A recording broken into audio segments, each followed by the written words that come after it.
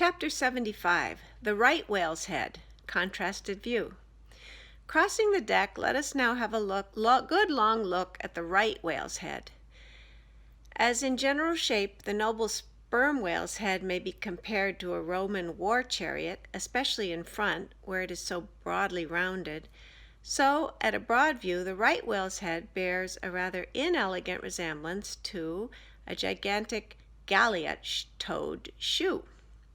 200 years ago, an old Dutch voyager likened its shape to that of a shoemaker's last. And at this same last or shoe, that old woman of the nursery tale with the swarming brood might very comfortably be lodged, she and all her progeny. But as you come nearer to this great head, it begins to assume different aspects according to your point of view. If you stand on its summit and look at these two F-shaped spout holes, you would take the whole head for an enormous bass viol, and these spiracles the apertures in its sounding board.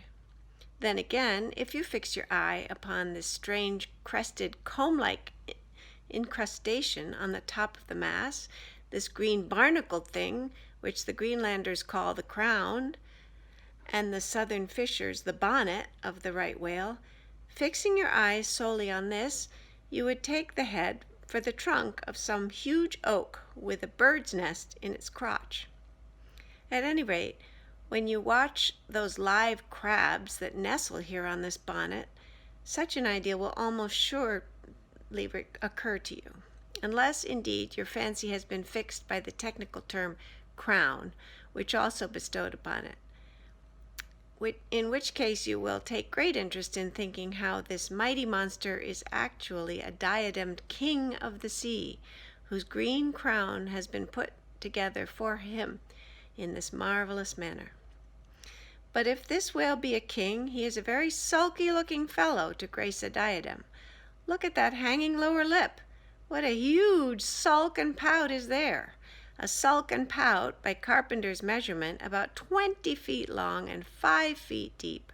A sulk and a pout that will yield you some 500 gallons of oil and more. A great pity now that this unfortunate whale should be hair-lipped. The fissure is about a foot across. Probably the mother, during an important interval, was sailing down the Peruvian coast when earthquakes caused the beach to gape. Over this lip, as over a slippery threshold, we now slide into the mouth. Upon my word, were I at Mackinac, I should take this to be the inside of an Indian wigwam. Good Lord, is this the road that Jonah went? The roof is about 12 feet high and runs to a pretty sharp angle, as if there were a regular ridgepole there, while these ribbed, arched, hairy sides present us with those wondrous half-vertical scimitar-shaped slats of whalebone, say 300 on a side, which, depending from the upper part of the head or crown bone, form those Venetian blinds which have elsewhere been cursorily mentioned. The edges of these bones are fringed with hairy fibers through which the right whale strains the water, and in those intricacies he retains the small fish. When open-mouthed, he goes through the seas of Brit in feeding time. In the central blinds of bone, as they stand in their natural order, there are certain curious marks, curves, hollows, and ridges, whereby some whalemen calculate the creature's age, as the age of an oak by its circular rings. Though the certainty of this criterion is far from demonstrable, yet it has the savor of analogical probability. At any rate, if we yield to it, we must grant a far greater age to the right whale than at first glance will seem reasonable. In old times, there seem to have prevailed the most curious fancies concerning these blinds. One voyager in Purchas called them the wondrous whiskers inside the whale's mouth, another hog's bristles. A third old gentleman in Hakluyt uses the following elegant language: there are about 250 fins growing on each side of his upper chop, which arch over his tongue on each side of his mouth. This reminds us that the right whale really has a sort of whisker, or rather a mustache, consisting of a few scattered white hairs on the upper part of the outer end of the lower jaw. Sometimes these tufts impart a rather brigandish expression to his otherwise solemn countenance. As everyone knows, these same hog's bristles, fins, whiskers, blinds, or whatever you please, furnish to the ladies their busks and other stiffening contrivances. But in this particular, the demand has long been on the decline. It was in Queen Anne's time that the bone was in its glory, the farthingale being then all the fashion.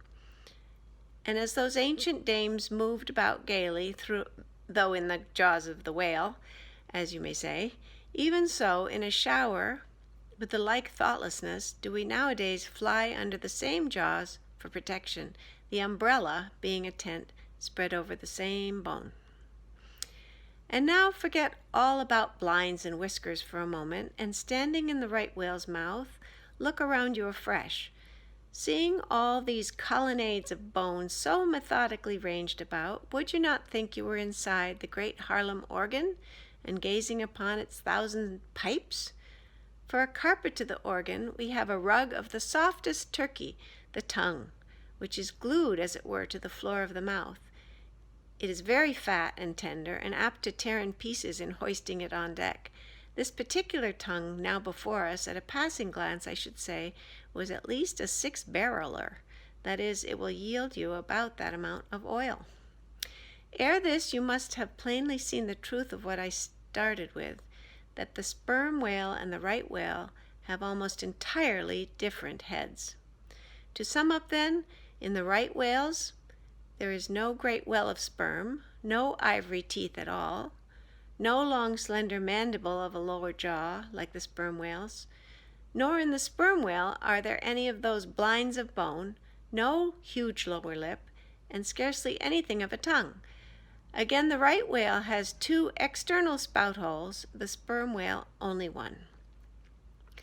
Look your last now on these venerable hooded heads while they yet lie together, for one will soon sink unrecorded in the sea. The other will not very long be following.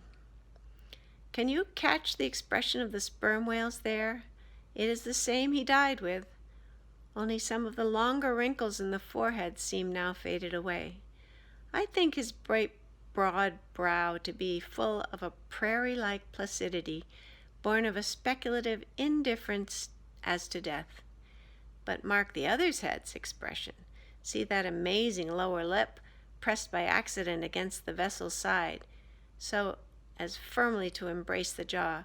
Does not this whole head seem to speak of an enormous practical resolution in facing death?